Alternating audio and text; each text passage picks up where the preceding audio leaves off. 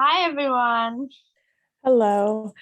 Thank you for joining us today. We've decided to make this information session on sexual assault awareness in the format of a webinar so it's accessible to everyone after the call has ended and people can refer back to it as needed. And additionally, it really helps us get a wider reach on the issue. We know that our specific messaging really targets the GTA just in terms of resources and things like that. But a lot of the content that we're mentioning also relates to everywhere, a lot of those topics, and we think that it'll come very useful to everyone, regardless of gender and anything like that. Before we start, we did want to acknowledge that the school from which we did this entire project is situated on Indigenous territories. Those territories include the Wendat, the Anishinaabe Nation, the Haudenosaunee Confederacy, the Mississaugas of the New Credit First Nation, and the Métis Nations. So without further ado, we'll be starting off with some background information just to give you guys a really good idea of what we're talking about, just with stats and things like that. So I will pass it over to Sophia. Okay, so first I just want to say that anybody, regardless of their gender, can experience sexual assault, though women and female identifying people are at a heightened risk to sexual assault in Canada. Secondly, according to Statistics Canada, sexual assault is the only violent crime in Canada not on decline. This is extremely worrying as it means that it's a prevalent issue that's putting many people at risk, but not enough is being done to prevent it or change what's happening. So this is why we chose this topic, because we believe that by starting to share information, resources, and stories for people, it'll eventually become less of a worry for people to deal with. So for information, general information, if you are experiencing sexual assault or abuse in your life, there are many great resources online. So two that we've thought of are the Toronto Police Force and U of T. So the Toronto Police Force has made a website with all the information and resources one needs to get the help and guide them through what to do at each stage of getting help. So there are various phone numbers to call depending on what has occurred, how recent the attack is, and like what you're willing or how much you're willing to go through with this, and kind of how anonymous you want to stay. The website has drop down links for information on who to call depending on how recent the attack is, what to do when police officers arrive at your house or your place where you called them, as well as how to press charges against your attacker and how to speak with a sexual assault officer to ensure that your case moves smoothly without any interruptions. On the website, there's a section on commonly asked questions with all information being available in a variety of languages so it's accessible to everyone who needs it. Most important on this site is that there is a function where you can quickly press the escape key to quickly exit the website, and it redirects you to the Google homepage. There's no information in your history, your browser history on visiting the website. So if it's a shared computer and you're worried about somebody finding out that you're looking at these things, there's nothing to link you to this. Now I'll pass it over to Georgia for types of assault. One thing I did want to mention, just going into my topic, is just to cover some of the statistics. It really is such a huge issue. And just to give you guys a bit of a picture, just across the nation, 5% of victims report sexual assault to the police. One quarter of North American women will be assaulted during their lifetime. 60% of abuse and assault victims are under the age of 17, which in our case is extremely prevalent, just given that we are teenagers. And at this age, you can't always recognize the things that can constitute as assault, and is one of the biggest reasons as not to why they occur, because it is never the victim's fault, but it's largely why they go so unreported. 80% of victims of sex crime are women. 80% of assaulters are family or friends of the victim, and 11 million Canadians over the age of 15 have been assaulted. And in total, per year in Canada, there's around 600,000 assaults. So for my part, just this one, I'll be going over some of the main types of sexual assault. just because it's such a vast term and it encompasses so many different things that can happen. And in no way is this a complete um, analysis of all of these topics, but it is a general overview of what they are and how to look out for them. So the first one is rape. This is largely the one that is most constituted sexual assault. However, it's not the only one by any means. The legal definition of it is sexual penetration without consent, and specifically, it's penetration, no matter how slight, of the vagina or anus with any body part or object, or oral penetration by a sex organ of another person without the consent of the victim. Oftentimes, this happens through intimate partner relationships or acquaintances, which is date rape. But it can also happen with strangers through blitz assault, which is when they quickly and brutally assault the victim without any previous contact, which is usually at night or in a public place. Contact assault, which is when they contact a victim and try to gain their trust by flirting, luring them, trying to coerce them into a situation where the assault work will occur. Home invasion assault, when they break into the victim's home to assault them. The next topic is grooming.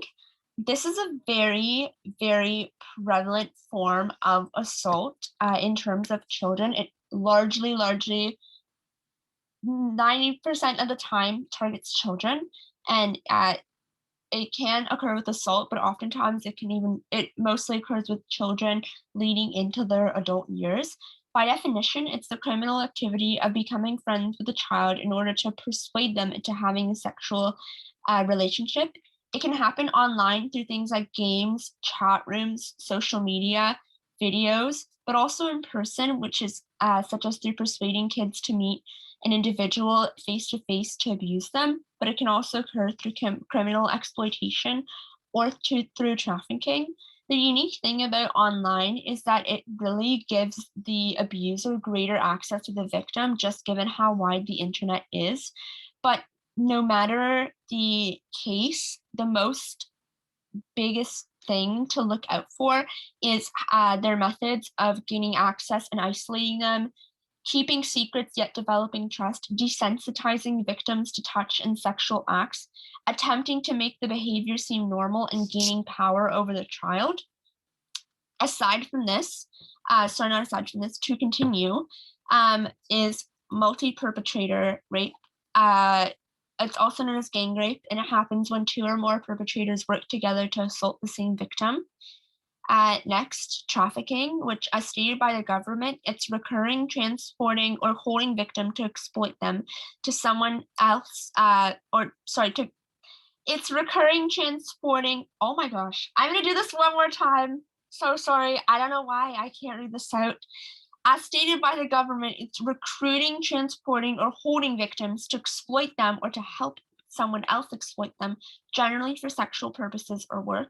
It's really a modern day type of slavery through which traffickers control their victims for sexual usages, such as through manipulation and threats. I just realized I actually skipped a slide by accident. Catcalling. This is one of the number one most common forms of assault, but it's greatly the most unnoticed.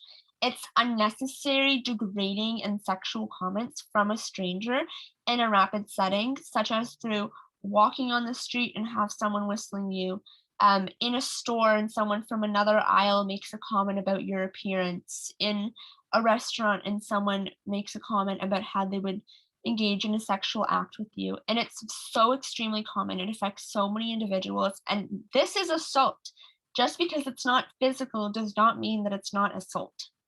To continue, stalking. I don't know what is going on with my slides. Stalking, it's defined as a pattern of repeated and unwanted attention, harassment, contact, or other acts that are directed at an individual that would cause any reasonable person to be afraid, largely through power and control, and it includes behaviors like making threats against someone and or their family or friends, non-consensual communication like frequent calls, emails, texts, and unwanted gifts, repeated physical and visual closeness like following someone, watching them from a distance, waiting for them to arrive at a particular place, and any other behavior used to contact, harass, or threaten someone. The next form that I'll be speaking on is drug facilitated assault. occurs when alcohol or drugs are used to compromise an individual's ability to consent to sexual activity and push them into a state of submissive automatism, which is generally through reducing their ability to resist, lowering their inhibitions, and preventing them from remembering what happened. In a lot of cases, this is coined through the term date rape drugs, which refers to substances used to commit assaults like roofies, one of the drugs, which is a short form for Rofinol. Alcohol is the most common substance, but prescription drugs like sleep aids and muscle relaxants are very common as well. And things like street drugs, being ecstasy and ketamine, which are added to drinks without changing their flavor, color, or odor. And one of the biggest things to look out for this is trouble breathing, feeling drunk despite consuming little, loss of bladder, bowel control, sudden body temperature changes that can be noted through sweating or chattering teeth, waking up to no or little memory, sudden disorientation, and nausea. The second to last term is incest. It's sexual conduct between family members that usually targets children. One of the greatest issues is that victims don't tell anyone because they don't realize or for other reasons. But this is often because they might care about the abusers and be scared of what will happen to them, have concern over how other family members will react, have tried to tell someone about the abuse, but the acts were ignored or minimized, have been told by the abusers about what is by the abuser that what is happening is normal, not know who to trust, be afraid of getting in trouble, or be scared of the abuser. And then lastly, the point that I will be covering is intimate partner abuse. Sexual violence, being sexual violence that occurs with a particular person within an intimate relationship and which usually happens in an ongoing manner and encompasses several other components like emotional and physical assault. It usually starts with controlling behavior and grows into further emotional, physical, and sexual abuse. Some warning signs are if an individual is very jealous or upset, tries to prevent you from attending work, school, or other events, attempts to prevent you from making your own decisions, threatens to harm your kids and remove them from you, is very upset when you spend time away from them, destroys your property, controls your money, harms your pet, and other ideals. Again, this is not a complete coverage of every term, but we do hope that this gives you a general idea of some forms of assault and how to look out for them for yourself and others as well. Okay, and so the next thing that we're going to be talking about is just current news in about sexual assault and just how prevalent it is. So many news sites such as like Global News, the New York Post, the Independent, and also sites such as Ending Violence Association of Canada all have sections on their website dedicated to sexual violence in their respective cities and countries. Just stories about women or other people who have been sexually assaulted. And so each time an incident occurs, these sites are updated. And one such story from the Global News site was about a 14-year-old boy who had been arrested for an attempted sexual assault on one woman, as well as sexually assaulting another woman. This occurred in the Weston Road and Bellevue Crescent area, so Toronto, but a bit further north than where we all live. So the boy followed his first victim into her apartment building. He got off the elevator with her and he allegedly cornered her in the stairwell and held her at knife point. Luckily, the lady was able to get away and lock herself in her apartment. But instead of leaving, then the boy went downstairs and found another victim where he cornered her at knife point in the building's laundry room. And there he allegedly sexually assaulted her.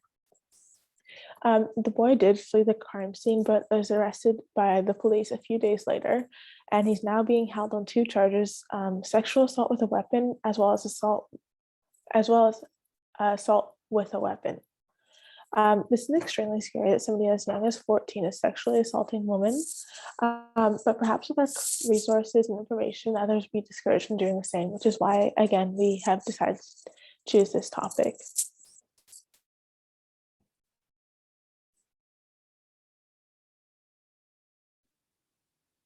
So for this story, we've also covered a video that goes more in depth that we want to look over and show you all.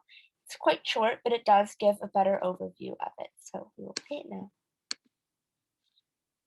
This neighborhood is about a block from Weston Road and Lawrence Avenue West, and you can see the area behind me. There's a playground, there are parks, splash pads, there's a couple skate ramps here and basketball courts, but across the street, there are a number of high-rise apartment buildings. And based on the people we spoke with who live in those buildings, they live in this area, they say it's actually also a neighborhood on edge right now. And here's why. Toronto police say a woman was sexually assaulted, another woman managed to escape assault, and the details are disturbing.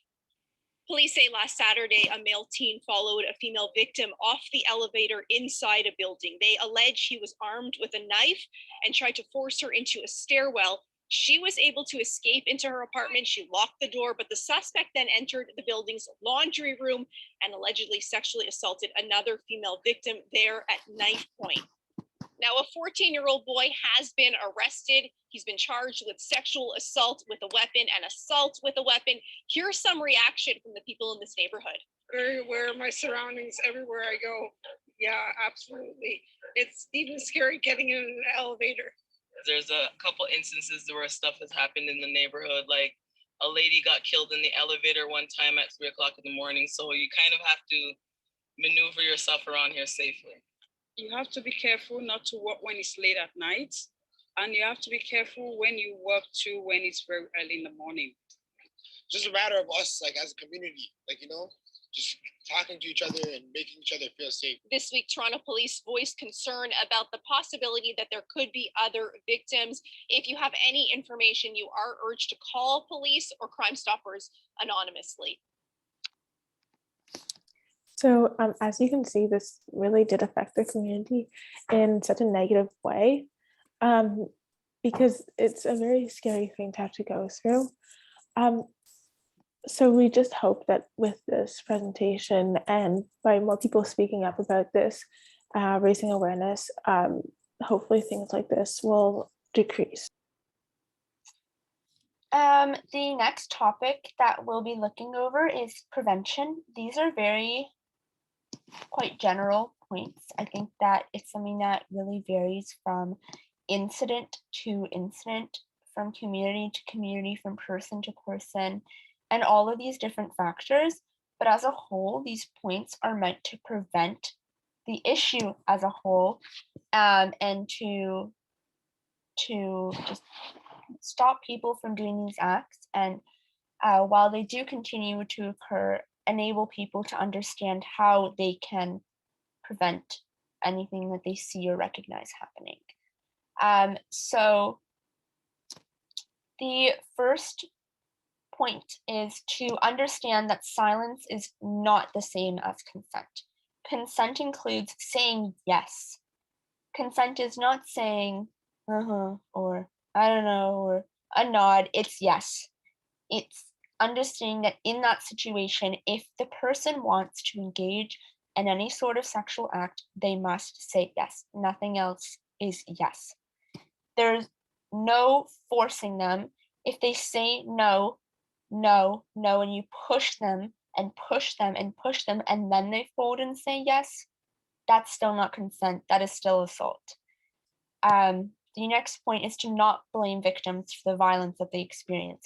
A very, very, very prevalent issue is individuals undergoing a certain form of assault, any form of assault, reaching out to others about what they have experienced, whether it's someone close to them or even authorities, and then being repressed for what they underwent, and then being blamed for what they were assaulted for. It is not the victim's fault. No one asks to be assaulted. No one wants to be raped. No one wants to be catcalled. No one wants to undergo any sort of these situations.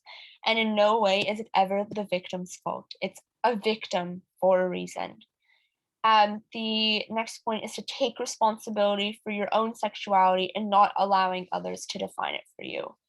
A prevalent notion amongst individuals, especially in the LGBTQ+ community, is that assault can occur based off of what their sexual orientation is, or even an individual feeling as though they must conform to an identity that's not their own in order to avoid assault. But if people are to fully be safe and feel comfortable within their communities and accepted by other people, it is very, very crucial that individuals understand that they are accepted by other people and that they will not be degraded or hurt for their identity. The next is to, from the standpoint of abuser, is to not use substances to force someone to have sex with you. In no way is that not even just fair, it's not ethical. To slip something into someone's drink, to force feed them a particular drug, to give them so much alcohol that they're at a point of automatism, and then they say yes, is not consent, because once an individual has entered that sort of state, they have no control over what they do. They've been forced into what they did not want to do, and that is assault. Lastly, from my end, is to not participate in sexist and misogynistic acts to objectify or stereotype individuals. A large portion of assault, as previously mentioned, catcalling and just degrading comments, stems from individuals having particular opinions towards women, not just women as well. Of course, this can happen to men and individuals of other genders and sexual identities, but a very, very large notion is towards women. Women are largely seen as objects for degradation, as tools meant for pleasure, and that is one of the greatest key components in assault that certainly needs to be eliminated. Okay, and then adding on to the last point that George just mentioned, another thing that you can do is interrupting any rape jokes that you hear or any jokes on the subject of sexual violence, as most of these do fall under the sexist and misogynistic category, so where they objectify and stereotype women. Obviously, this is not true for every single joke that you hear and every single situation, but I'm saying for the majority of them, usually it is sexist or misogynistic. And by interrupting these jokes, we can allow people to understand that they're not actually funny and they contribute to a harmful and negative stereotype about people. Secondly, would be recognizing and stopping sexual violence must include men taking charge, given that they proportionately are the greatest abusers. And so this means that men would have to kind of step up and act as leaders in their groups of friends and their circles if they see anything along the lines of sexual assault or sexual abuse, to immediately put an end to it and educate their friends and their peers about why this is harmful and not true. Thirdly, we could also teach everybody about the true and false notions of sexual violence, because there are many myths and stereotypes about sexual violence that only contribute to the negative stigma, again, around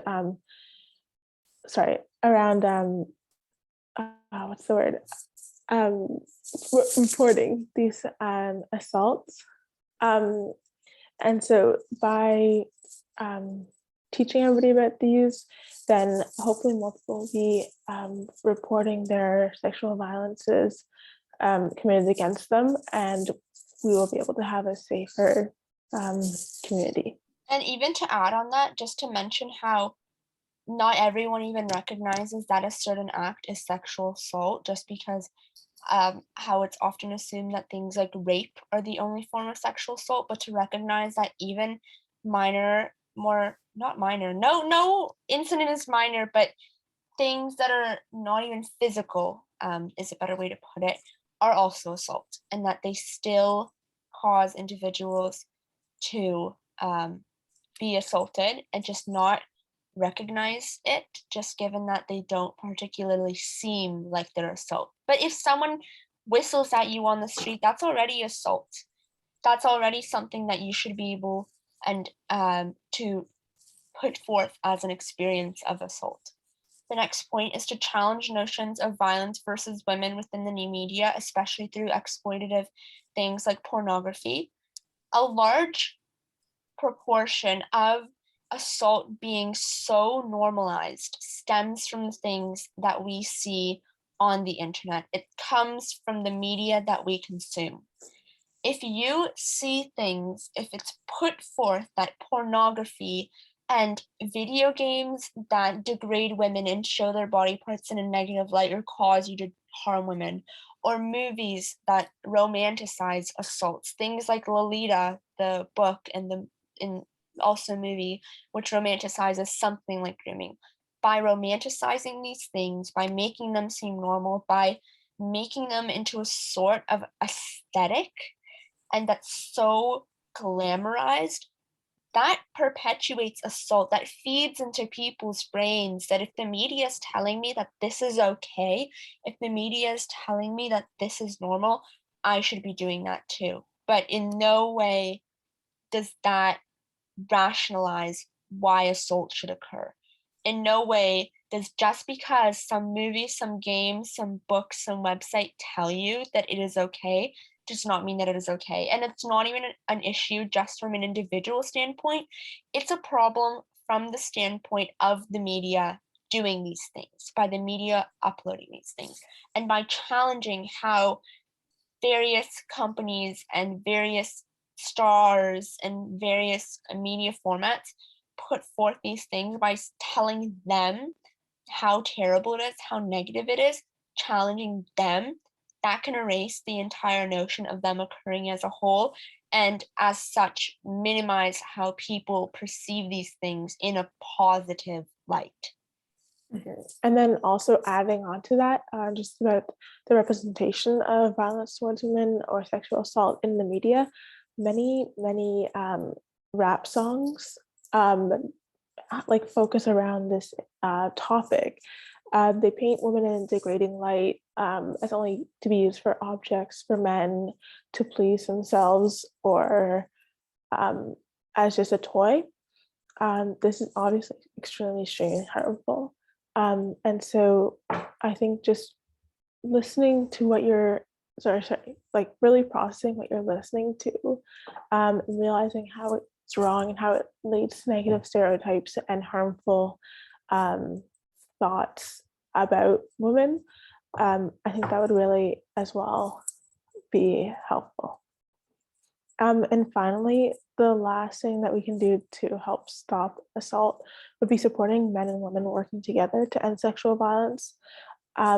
Because many times it's often seen as a woman or a female subject or male subject, not both of them together. And so we can do this through volunteering time together, donating money to anti-sexual assault charities and resources, and lobbying governmental figures. So I think that if we do all of these things, then it will lead to change for the good. And then lastly, we really want to finish off with some resources rather than putting forth particularly our own. We've come across a very helpful tool.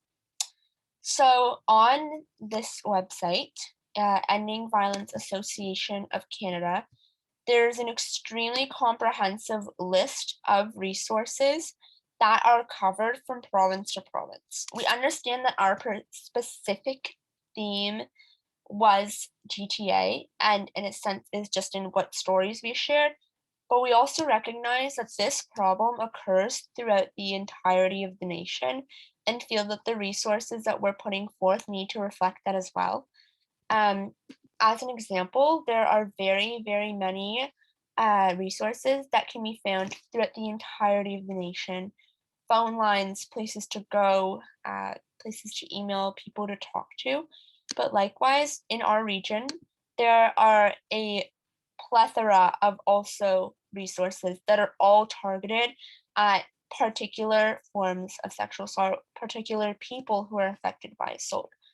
For example, support services for male survivors of sexual abuse, crisis line that really is so niche and really is so strong in providing resources for those victims of sexual assault in that group. There's other call lines for Indigenous women, for for children, for LGBTQ individuals, and for places to go, places to call, people to speak to, and just such a great resource and for so many regions. And we really hope that if anyone is experiencing, if you are experiencing, if you know someone who's experiencing assault, that you are aware of this website and are able to access it and note the kind of resources that they have. So Yeah. to conclude, Sophia, you want to finish it off? No, I was just going to say one more thing.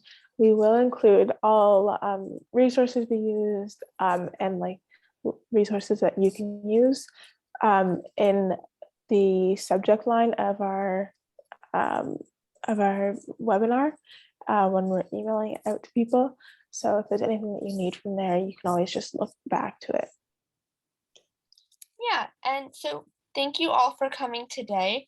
We are really glad to have had this opportunity to share it with you and as well with the wider audience, as we'll be posting this as previously mentioned.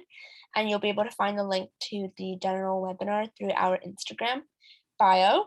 And we really hope that not only does this help individuals recognize perhaps past experiences that they've gone through that they maybe didn't constitute as it, that it helps individuals know that it is completely supported, that they should speak out no matter what they are experiencing in what form, to know what kind of resources are available, and most importantly, to prevent this from occurring in the future.